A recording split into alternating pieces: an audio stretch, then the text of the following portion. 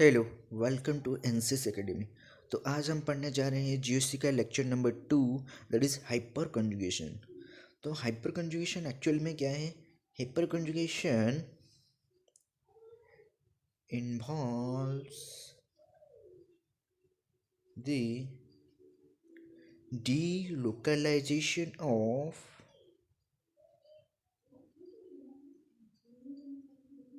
sigma electrons into adjacent pi orbital or p orbital.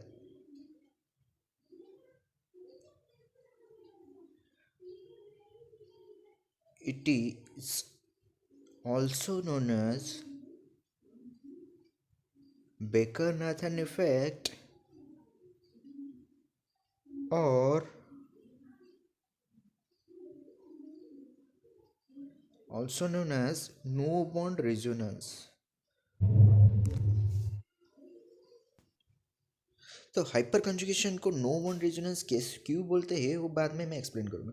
अभी देखने वाले हैं what are the conditions necessary for the hyperconjugation. क्या क्या कंडीशंस है जिसकी वजह से हाइपर कंजुगेशन हम देख सकते हैं। तो कंडीशंस में देखेंगे, पहला कंडीशन क्या है? आपके पास अल्फ़ा हाइड्रोजन होना चाहिए, मतलब कि जो भी कंपाउंड गिवन है उसके अल्फ़ा हाइड्रोजन होना चाहिए। अगर अल्फ़ा हाइड्रोजन प्रेजेंट है तो हाइपर कंजुगेशन पॉसिबल है। तो एक एग्जांपल लेके समझते हैं हाइपर कंजुगेशन का। तो कार्बन हाइड्रोजन हाइड्रोजन हाइड्रोजन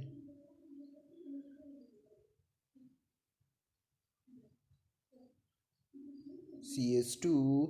तो ये एक कार्बोकेटाइन है। तो कार्बोकेटाइन के पास कितने अल्फा हाइड्रोजन है? देखिए 3 अल्फा हाइड्रोजन है। तो अभी क्या करेंगे, उसका हाइपर कंजुगेटिव स्ट्रक्चर बनाएंगे। तो एक हाइड्रोजन जो 2 इलेक्ट्रॉन है सी एस बॉन्ड में, हो कार्बोकेटाइन का वैकेंट पी ऑर्बिटल में डोनेट होने के बाद H प्लस निकल गया।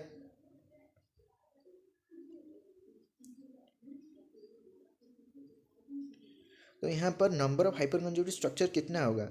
जितने भी number of alpha hydrogen present होगा उतना ही number of hyper conjugative structure होगा।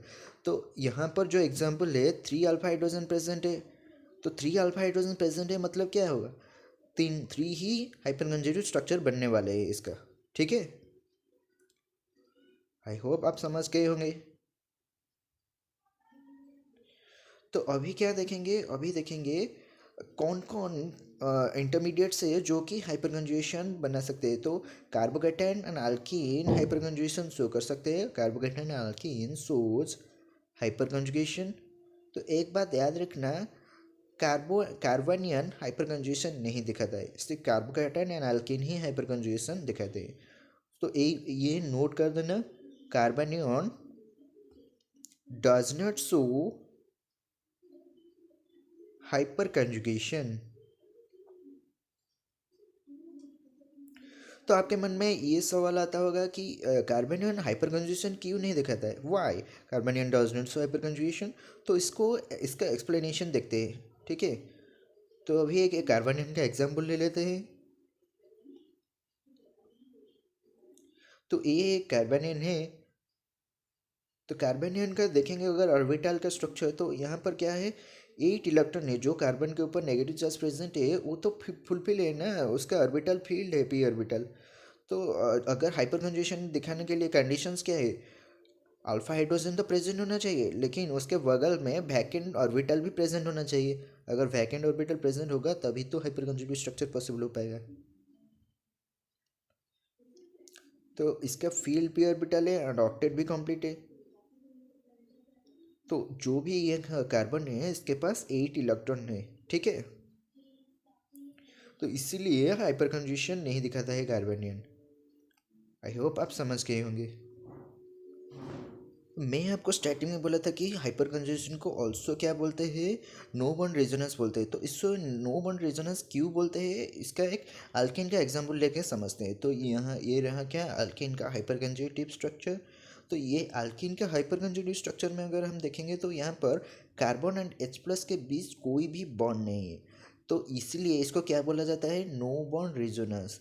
तो हाइपर कंजूगेशन का अलग नाम है क्या, नो बॉन्ड रेजोनेंस। ऑल्सो इसको क्या बोलता है, बेकर-नाथन इफेक्ट भी बोलते हैं, वो पहले बता चुका हूँ मैं। ओके, अभी हम देखने वाले हाइपर कंजूगेशन का क्या क्या एप्लीकेशन है। तो हाइपर कंजूगेशन का तो बहुत सारे एप्लीकेशन है, उनमें से एक है स्टेबिलिटी ऑफ अल्कीन। तो स्टेबिलिटी ऑफ अल्कीन हम हाइपर कंजुगेटिव स्ट्रक्चर से कैसे एक्सप्लेन कर सकते हैं, कैसे कंपेयर कर सकते हैं, वो भी देखने वाले हैं। ठीक है, तो एक्चुअली में स्टेबिलिटी ऑफ अल्कीन जो है, stability of alkyne is directly proportional to stability of alkene directly proportional to number of hyperconjugative structures। तो जितने भी ज़्यादा हाइपर कंजुगेटिव स्ट्रक्चर होगा एक अल्केन का, उसका स्टेबिलिटी उतना ही ज़्यादा होगा। और हाइपर कंजुगेटिव स्ट्रक्चर कैसे कंपेयर करेंगे, जितना अल्फा हाइड्रोजन ज़्यादा होगा उस उतना उतना ज़्यादा ही उसका क्या होगा, हाइपर कंजुगेटिव स्ट्रक्चर होगा। ठीक है, तो hyper conjugative structure directly proportional to number of alpha hydrogen atom. Okay, तो स्टेबिलिटी ऑफ अल्कीन कैसे एक्सप्लेन करेंगे, एग्जाम्पल लेके समझते हैं। तो ये रहा हमारा first example, CH3 CH2 CS double bond CS2, ये दे दिए हम A। देन अनदर अल्केन, तो ये रहा हमारा सेकेंड अल्केन। तो ए और बी में कौन ज़्यादा स्टेबल है, उसको अल्फा हाइड्रोजन कंपेयर करके समझेंगे। तो ऑप्शन ए में अगर हम देखेंगे तो इसका 3 अल्फा हाइड्रोजन, ऑप्शन बी में 6 अल्फा हाइड्रोजन एटम प्रेजेंट है। तो जिसका ज़्यादा अल्फा हाइड्रोजन प्रेजेंट होगा वो उतना ही ज़्यादा स्टेबल होगा, मतलब कि बी ज़्यादा स्टेबल है ए से।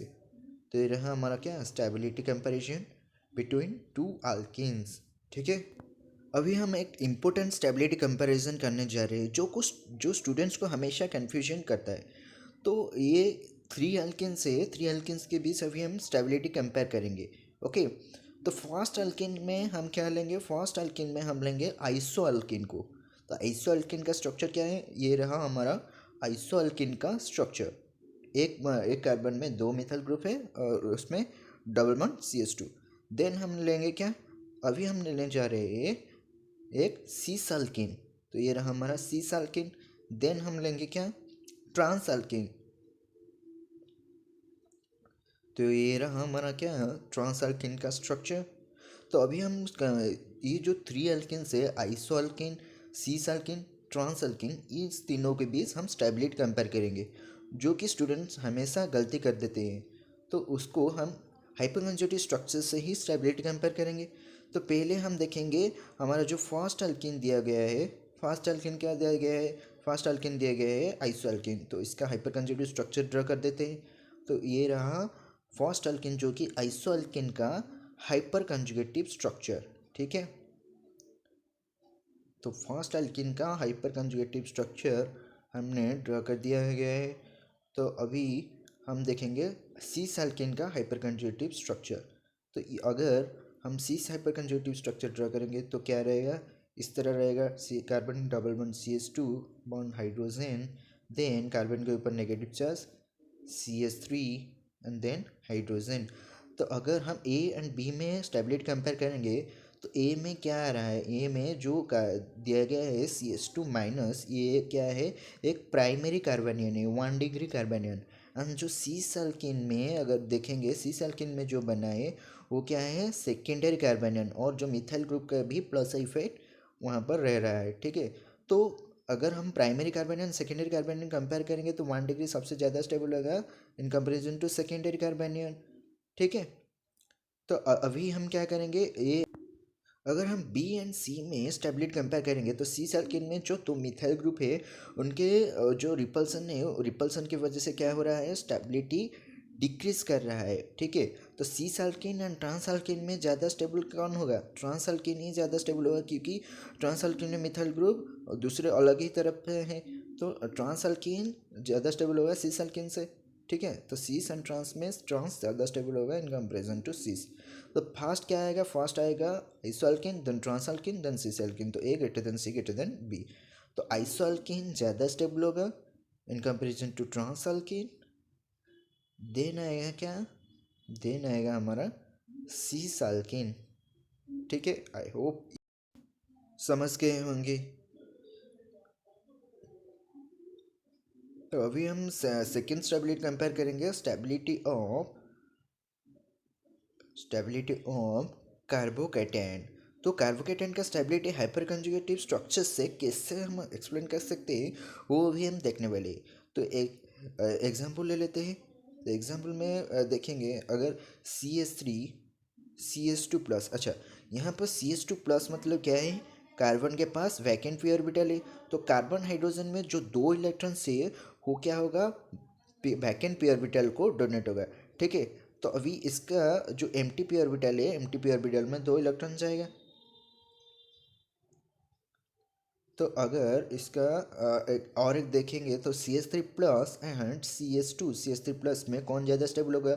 ऑब्वियसली CH2 CH3 प्लस ज़्यादा स्टेबल होगा, क्योंकि CH2 CH3 प्लस में दो अल्फा हाइड्रोजन है, इसका दो हाइपर कंजर्वेटिव स्ट्रक्चर बनेगा। ठीक है। तो इसलिए वो CH2 CH3 प्लस ज़्यादा स्टेबल है। और एक एग्जांपल लेके समझते हैं। तो अभी हम एक कार्बोकेटायन ले लेते हैं, सी CH3 CH2। अच्छा, ये एक टर्शियरी कार्बोकेटायन है। ठीक है, टर्शियरी ब्यूटाइल कार्बोकेटायन। तो अभी हम CH3 CH2 CH2 प्लस, ये रहा हमारा दूसरा कार्बोकेटायन, और ये रहा हमारा तीसरा कार्बोकेटायन CH3 हाइड्रोजन। तो ये रहा हमारा एक और कार्बोकेटायन। तो A B and C। तो इन तीनों में से कौन ज़्यादा स्टेबल होगा, हम अल्फा हाइड्रोजन काउंट कर लेते। तो ये रहा तीन तीन तीन, total 9 alpha hydrogen atom. Option B में जो दिया है CH2 दो अल्फा हाइड्रोजन एटम। तो यहाँ पर 3 एंड यहाँ रहा 3। तो टोटल 6 अल्फा हाइड्रोजन एटम। तो ज़्यादा अल्फा हाइड्रोजन एटम ए में है। तो मतलब कि क्या होगा, ए ज़्यादा स्टेबल होगा, देन सी, देन बी। तो ये रहा हमारा स्टेबिलिटी का ऑर्डर, जो कि हम हाइपर कंजर्वेटिव स्ट्रक्चर से कंपेयर किए गए हैं। ठीक है। तो इस तरह हम stability of carbocation hyper conservative structure से एक्सप्लेन कर सकते हैं। तो अभी हम देखने वाले ortho para directing nature of toluene hyper conjugation से यूज़ करके कैसे हम एक्सप्लेन कर सकते हैं वो देखने वाले हैं। तो अभी हम टोल्यूइन का स्ट्रक्चर ड्रा कर लेते हैं। तो ये रहा हमारा क्या है, टोल्यूइन का स्ट्रक्चर। तो इसका हाइपर कंजुगेटिव स्ट्रक्चर बना देते हैं। तो ये कार्बन हाइड्रोजन, तो अभी उसका हाइपर कंजुगेटिव स्ट्रक्चर बन गया है एक। तो यहाँ क्या होगा, नेगेटिव चार्ज आ जाएगा। ठीक है। तो double bond CH2S plus, then क्या होगा, नेगेटिव चार्ज फिर से एक डबल बॉन्ड बनाएगा। तभी इसका और एक हाइपर कंजर्वेटिव स्ट्रक्चर ड्रा कर देते हैं। ये नेगेटिव चार्ज डबल बॉन्ड बनाएगा, यहाँ पर और एक बार नेगेटिव चार्ज आ जाएगा। ठीक है। तो ये रहा हमारा और एक hyper conservative structure, negative charge पारा पोजिशन में आ गया है। Then double bond CH2। Then अभी ये नेगेटिव चार्ज फिर से एक डबल बॉन्ड बनाएगा, यहाँ पर और एक बार नेगेटिव चार्ज आ जाएगा ऑर्थो पोजीशन पर।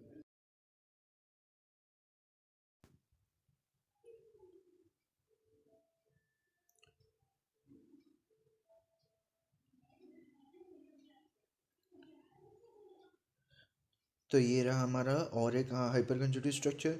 देन इसके बाद हम देखेंगे तो electron density ortho ortho position and पारा पोजिशन में इलेक्ट्रॉन डेंसिटी ज़्यादा है।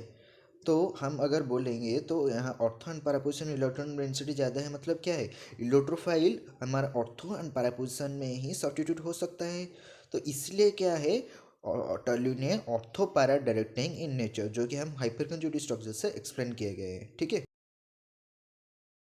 अभी हम देखेंगे हाइपर कंजुगेशन कैसे हम dipole moment and bond length explain कर पाते हैं। ठीक है। तो CH2S बॉन्ड NO2, तो ये नाइट्रो अल्केन का हाइपर कंजुगेटिव स्ट्रक्चर बना देते हैं। तो ये रहा हमारा क्या, CH2 double bond ANO minus bond oxygen H plus. ठीक है। तो ये हाइपर कंजुगेटिव स्ट्रक्चर किसका है, नाइट्रो मीथेन का हाइपर कंजुगेटिव स्ट्रक्चर है। तो ये देखा गया है कि इसका जो observe value of dipole moment होता है, observe value of dipole moment ज़्यादा रहता है किससे, जो calculated value of dipole moment है, calculated value of dipole moment से ऑब्जर्व वैल्यू ज़्यादा रहता है। तो ये जो डाइपोल मोमेंट क्यों ज़्यादा रहता है, जो हाइपर कंजुगेटिव स्ट्रक्चर है इसके लिए ही उसका observe value of dipole moment calculated value of dipole moment से ज़्यादा रहता है। तो हम ये डाइपोल मोमेंट हम एक्सप्लेन कर देते हैं क्या, हाइपर कंजुगेशन से ही हम एक्सप्लेन कर लेते हैं। तो अभी हम देखने वाले हैं बॉन्ड लेंथ कैसे कंपेयर करेंगे। बॉन्ड लेंथ तो फिर भी हम हाइपर कंजुगेशन से ही कंपेयर कर सकते हैं। तो ये रहा तो इसका हाइपरकंजुगेटिव स्ट्रक्चर से हम देखेंगे तो डबल बॉन्ड में सिंगल बॉन्ड का कैरेक्टर आएगा एंड सिंगल बॉन्ड में डबल बॉन्ड का कैरेक्टर भी आ रहा है। ठीक है, तो इसका बॉन्ड लेंथ तो चेंज हो रहा है सिंगल बॉन्ड डबल बॉन्ड में and double bond single bond में, मतलब कि बॉन्ड लेंथ ही चेंज हो रहा है।